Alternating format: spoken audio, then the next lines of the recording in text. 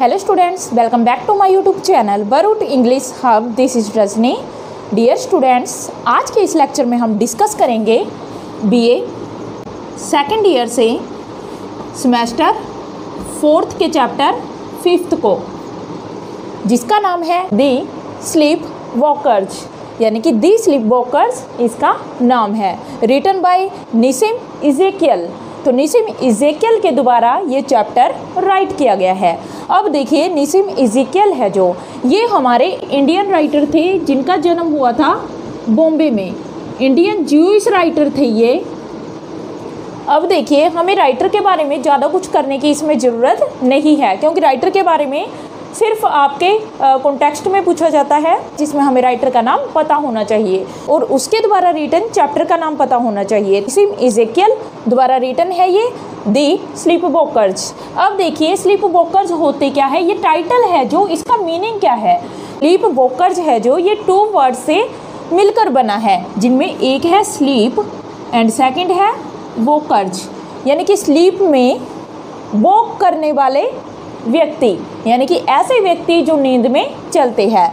जो एक क्या है, स्लीप वॉकिंग क्या है, एक डिसऑर्डर है, एक बीमारी है ये, that causes people to get up. इसका कोज क्या निकलता है, जिसमें यानी कि इस बीमारी में लोग उठ खड़े होते हैं and walk while they are sleep, और वॉक करना शुरू कर देते हैं जब वे सो रहे होते हैं, यानी कि नींद में खड़े होकर चलना शुरू कर देते हैं लोग। एट द पर्सन, और देखिए वो व्यक्ति, यानी कि ऐसा व्यक्ति, ये हमारा टाइटल है, यानी कि ऐसा व्यक्ति हु वॉक्स इन स्लीप, जो कि नींद में वॉक करता है, चलता है, इज कॉल्ड स्लीप वॉकर। उसे क्या कहा जाता है, ही और she called a slip walker, उसे स्लीप वॉकर कहा जाता है। तो ये हमारा चैप्टर है। इस टाइटल का मीनिंग क्या, तो देखिए ये हमारा चैप्टर है और इसका टाइटल क्या है, जो अभी हमने डिस्कस किया कि ऐसे लोग जो नींद में चलते हैं। यहाँ पर इस चैप्टर में ये तो दिखाया नहीं है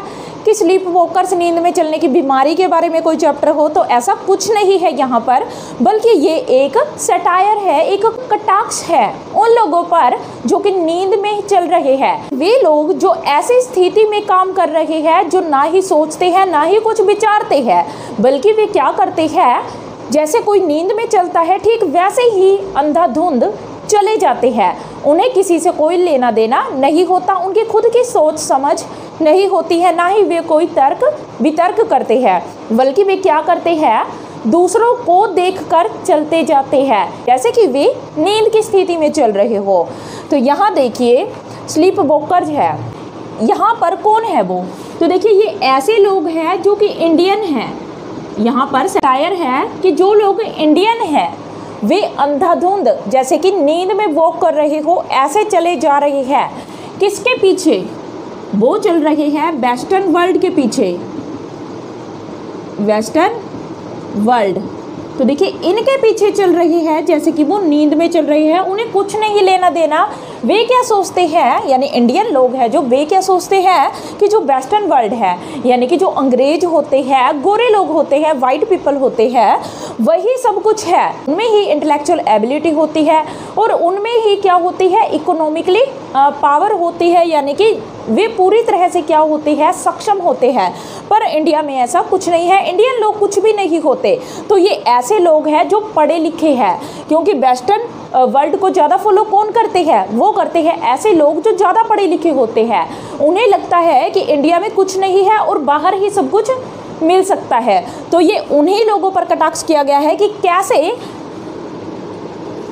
एलाइट इंडियन है जो, यानी कि ऐसे इंडियन जो पढ़े लिखे हैं बहुत ज़्यादा, वो क्या करते हैं, वेस्टर्न वर्ल्ड की तरफ अंधाधुंध चल रहे हैं। जैसे कि कोई नींद में चलता है जिसे कुछ पता नहीं होता कि वो जा कहाँ रहा है, ठीक उसी तरह ये इंडियन लोग इस वेस्टर्न वर्ल्ड के पीछे दौड़ रहे हैं। तो इसमें देखिए दी स्लीप वॉकर्स में यही कटाक्ष है, यही सटायर है।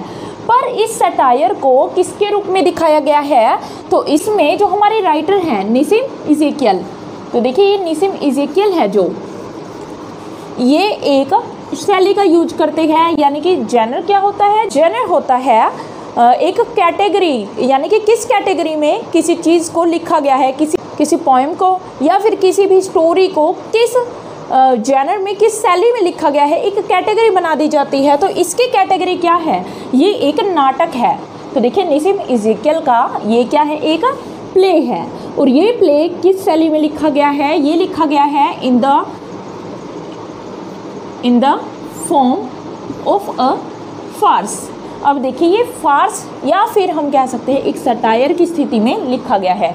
सटायर तो डायरेक्टली व्यंग्य होता है, पर ये क्या है? एक फार्स है। तो देखिए आपको क्या याद रखना है, जो ये प्ले है ये क्या है? एक फार्स। अब ये फार्स होता क्या है? अब फार्स कि ये आपके direct short questions, very short questions में पूछे जाएंगे। तो यहाँ पर जो ये प्ले है ये क्या है? एक फार्स। अब फार्स का एक बार हिंदी में मैं बता देती हूँ। फार्स होता है कोई भी हास्य, हास्य मीन्स हंसी मजाक। जब हम हंसी मजाक करते हैं, पर किस तरह का हंसी मजाक है ये? अ फार्स इज अ कॉमेडी। ये एक कॉमेडी होती है, यानी कि कोई मजाकिया चीज़ होती है, मजाकिया नाटक होता है। ऐसा प्ले जो कि एक फार्स है वो क्या होगा? मजाकिया नाटक होगा, हंसी मजाक होगा उसमें। That aims at entertaining the audience. जिसका एम क्या होता है, जिसका लक्ष्य क्या होता है, यानी ये प्ले करना क्या चाहता है? ये लोगों को एंटरटेन करना चाहता है, लोगों का मनोरंजन करना चाहता है, यानी हंसा कर लोगों का मनोरंजन करना चाहता है। और किसका? अपनी ऑडियंस का। अब देखिए जो प्ले होता है, एक नाटक होता है, नाटक को कौन देखता है? ऑडियंस। पहले क्या होते थे? जो प्ले होते थे, नाटक होते थे, वो ऐसे टीवी पर नहीं दिखाए जाते थे, बल्कि ये कहाँ पर होते थे? ये होते थे स्टेज के ऊपर। तो स्टेज के ऊपर क्या होता था? एक नाटक खेला जाता था, जिसको सामने बैठी जो ऑडियंस है वो देखती थी। तो उन ऑडियंस को क्या किया जाता था? इन प्ले के मीडियम से, इन प्ले के माध्यम से एंटरटेन किया जाता था, यानी उन्हें हंसाया जाता था, उनका मनोरंजन किया जाता था थ्रू सिचुएशंस। और इनमें कुछ ऐसी सिचुएशंस होती है दैट आर हाईली एग्जेजरेटेड, जो बहुत ज़्यादा अतिशयोक्ति भरी होती है, यानी बढ़ा चढ़ाकर कुछ कहा जाता है इनमें। अब देखिए ये फार्स ऐसी फॉर्म है जो हंसी मजाक दिखाती है, लोगों को एंटरटेन करती है। किसको एंटरटेन करती है? अपने ऑडियंस को करती है। और देखिए किसी भी बात को ये बढ़ा चढ़ाकर बताती है एंड इम्प्रोबेबल, और इस तरह से बताती है जो कि असंभव है। उस नाटक में किसी भी बात को इतना बढ़ा चढ़ाकर बताया जाता है कि वो असंभव लगने लगता है कि ऐसा तो हो ही नहीं सकता। तो इसे बोलते हैं हम फार्स, जिसमें हंसी मजाक तो किया जाता है, पर बात को इतना बढ़ा चढ़ा दिया जाता है कि वो असंभव लगने लगता है। और एक और क्वालिटी है इसकी, it supposed to be serious. अब देखिए बात कैसी होती है, वो स्टार्टिंग में देखने में हमें कैसे लगती है जैसे कि वो बात सीरियस है पूरी तरह, पर होता क्या है? वो बात सीरियस बनती बनती बाद में कैसी आ जाती है, यानी कि इतनी सीरियस बात होती है जिसमें कि हंसी मजाक निकल कर आ जाता है। कि ऐसी बात जो सीरियसली कही जाती है पर उसको सुनकर लोगों को हंसी आ जाती है, ऐसी ऐसी बातें इस प्ले के अंदर होती है, जो किस फॉर्म में लिखा जाता है? फार्स की फॉर्म में। यानी फार्स क्या है? एक ऐसी सिचुएशन होगी जो बिल्कुल कैसी होगी? सीरियस होगी, पर उस सीरियस सिचुएशन में जनता को हंसी आ जाती है। रेडिकल्स क्या होता है? हास्य, यानी कि हंसी आ जाना। उसके बाद देखिए अब आते हैं हमारे कैरेक्टर्स ऑफ द प्ले। सबसे पहले है यहाँ पर मिस्टर वेस्ट। तो देखिए फर्स्ट कैरेक्टर है हमारा। आपको जब आप नोट्स बनाओगे, ठीक है, ऐसे ही राइट करना है हर चीज़ को, ताकि आप जैसे जैसे करते जाओ आपको एक एक चीज़ प्रॉपरली समझ आ सके, बिल्कुल अच्छे से समझ आ सके। इस तरह से आप इन नोट्स को बनाना। तो देखिए आपके लिए मैं इतनी मेहनत करती हूँ, तो आपका भी फ़र्ज है कि आप इस चैनल को ज़्यादा से ज़्यादा शेयर कीजिएगा, ताकि और लोग भी और स्टूडेंट्स भी इनका बेनिफिट उठा सके। तो देखिए सबसे पहले यहाँ पर जो हमारा कैरेक्टर है वो है मिस्टर वेस्ट। तो मिस्टर वेस्ट है वो कौन है? ऑन बॉम्बे एयरपोर्ट, ये बॉम्बे का एक व्यक्ति है, यानी कि बम्बई में रहता है ये व्यक्ति मिस्टर वेस्ट। ये मिस्टर वेस्ट है जो ये कहाँ पर है इस वक्त? वो एयरपोर्ट पर है। एयरपोर्ट कहाँ का? बॉम्बे का, यानी कि बम्बई के एयरपोर्ट पर है। और वो क्या कर रहा है यहाँ पर? वो वेट कर रहा है, यानी कि प्रतीक्षा कर रहा है फॉर एन अमेरिकन विजिटर्स। किसकी प्रतीक्षा? अमेरिकन विजिटर्स की, यानी कि उसके कुछ अमेरिकन लोग यहाँ पर आने वाले हैं, कुछ अमेरिकन यात्रियों का वो वेट कर रहा है, जो इंडिया में अमेरिका से यात्रा करने के लिए आ रहे हैं उनका वो यहाँ पर वेट कर रहा है विद हिज वाइफ। और उसके साथ कौन है, यानी एयरपोर्ट पर वो पिक करने आए हैं, किसी को लेने के लिए आए हैं। तो देखिए और कौन है इसके साथ, मिस्टर वेस्ट के साथ इसकी वाइफ है Mrs West and other Indian guest, और सभी इंडिया के गेस्ट है उसके, यानी कि मिस्टर वेस्ट के जो गेस्ट है वो भी उसके साथ आए हैं इन अमेरिकन विजिटर्स का। एक्चुअली ये है कौन, वो एक कपल है, अमेरिकन कपल। तो इनका वेट ये कर रहे हैं यहाँ। उसके बाद देखिए मिसेज वेस्ट। मिसेज वेस्ट कौन है, ये मिस्टर वेस्ट की वाइफ है, जैसा कि अभी हमने डिस्कस किया। Is waiting with her husband, वो अपने पति के साथ यहाँ पर इन गेस्ट का, अमेरिकन गेस्ट का वेट कर रही है। Mister West for an American visitors, यानी कि इन अमेरिकन कपल का वेट वो अपने पति के साथ यहाँ पर कर रही है। कहाँ है वो इस वक्त, बॉम्बे एयरपोर्ट पर। इन अ सीडेड ड्रेस, और उसकी ड्रेस कैसी है, बिल्कुल सीडेड, यानी कि सौम्य, देखने में कैसी है, बिल्कुल साधारण सी ड्रेस है उसकी, बिल्कुल सिंपल एंड सोबर है।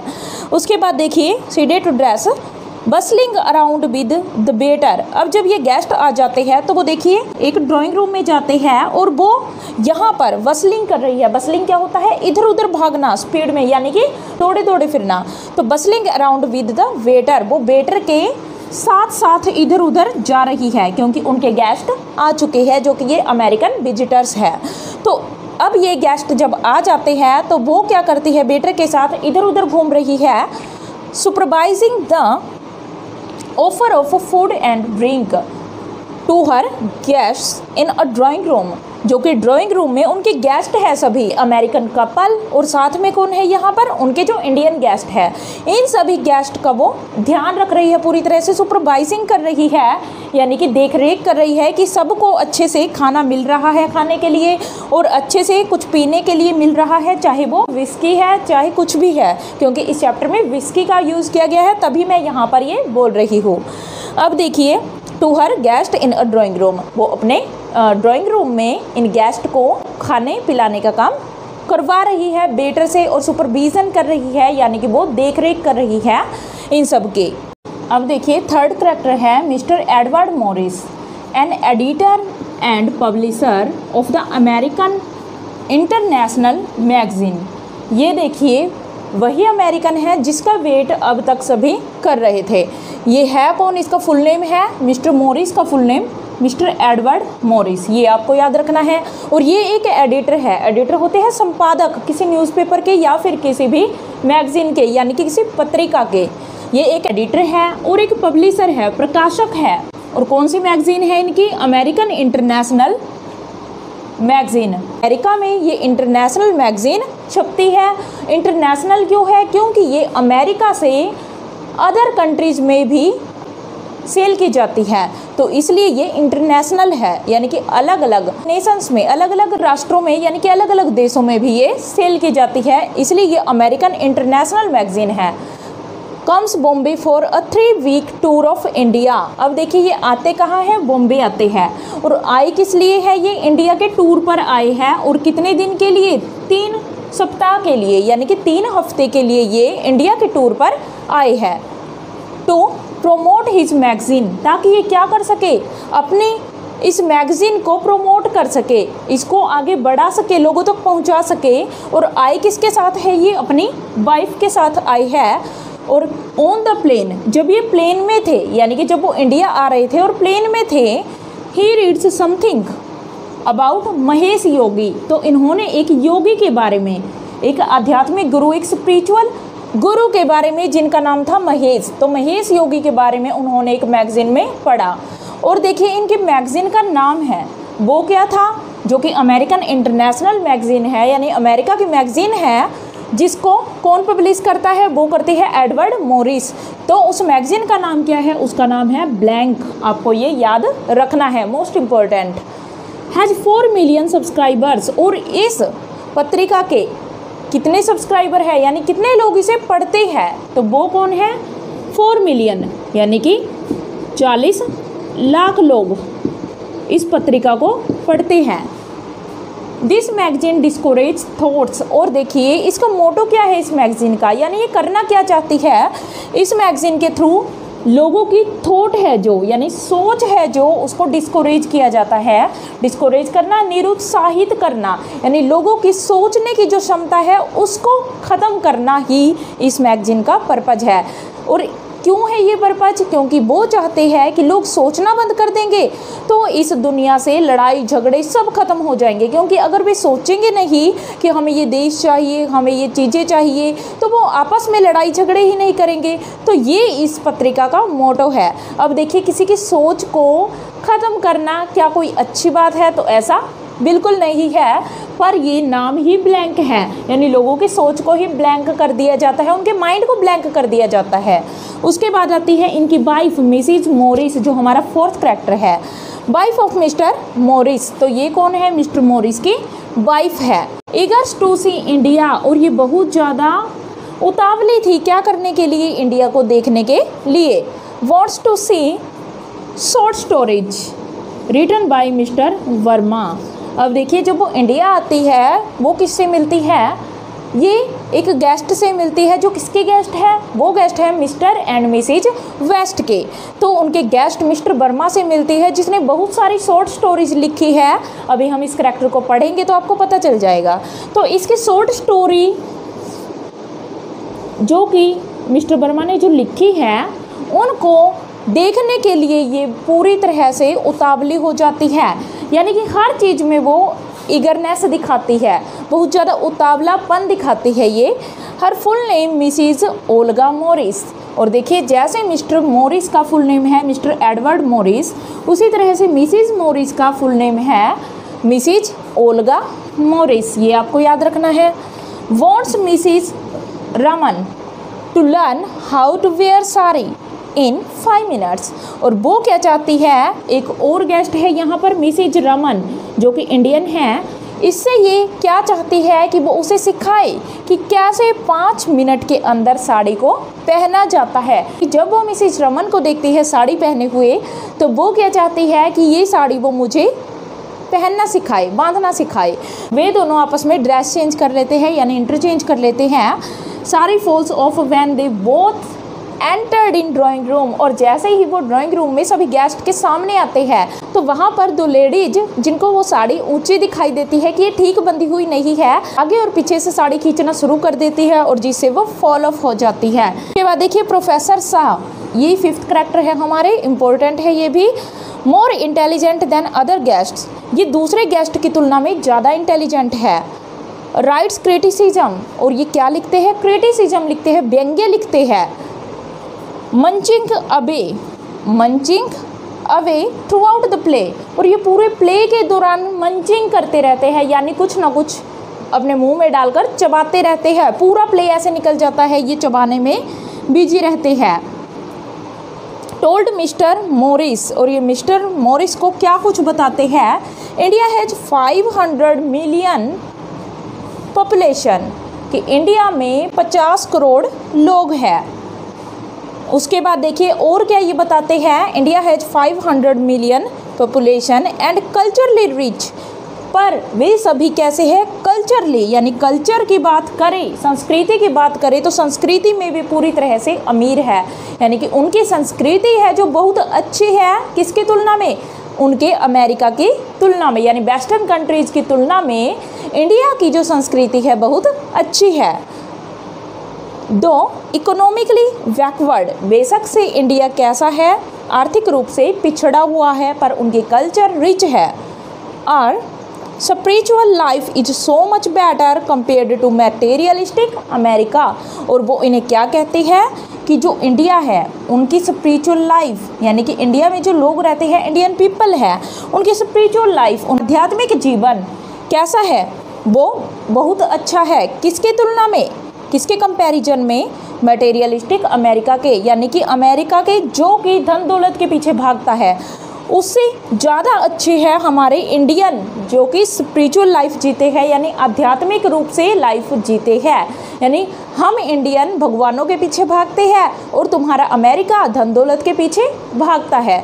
तो अब देखिए जो ये 5th करैक्टर है इसको मैं थोड़ा और एक्सप्लेन करती हूँ, और बचे हुए करैक्टर्स हैं जो हमारे, क्योंकि सभी इंपॉर्टेंट करैक्टर हैं और इनको हम बिल्कुल अच्छे से डीपली समझेंगे, तो इसलिए आपको मैं complete character list next lecture में करवाऊंगी। इससे पहले हम मिस्टर शाह को कंप्लीट करते हैं।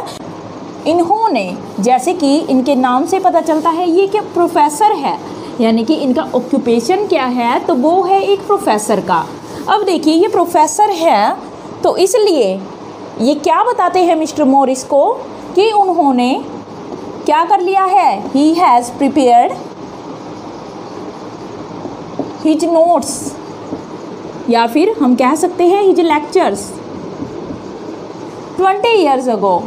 20 years ago वो क्या बताते हैं कि मैंने अपने लेक्चर को तो 20 साल पहले ही प्रिपेयर कर लिया था। अब कैसे, when he was a student, when he was a student, जब वो एक विद्यार्थी हुआ करते थे। यानी देखिए कितनी बड़ी बात है यहाँ पर, कितनी मूर्खता भी है कि एक प्रोफेसर जो कि एक स्टूडेंट था खुद, और उसने क्या किया, जब वो स्टूडेंट था तो उसने कुछ नोट्स बनाए थे और आज वो लेक्चर दे रहा है जो उन्हीं नोट्स में से दे रहा है। यानी अब वो कोई भी लेक्चर प्रिपेयर नहीं करता है, यानी कि वो अप टू डेट नहीं रहता। कि ये हुए हमारे 5 करैक्टर्स। तो इसके बाद हम नेक्स्ट लेक्चर में करने वाले हैं। तो अगर आपको ये लेक्चर अच्छा लगा हो तो चैनल को लाइक, सब्सक्राइब एंड शेयर जरूर कीजिएगा। Thank you.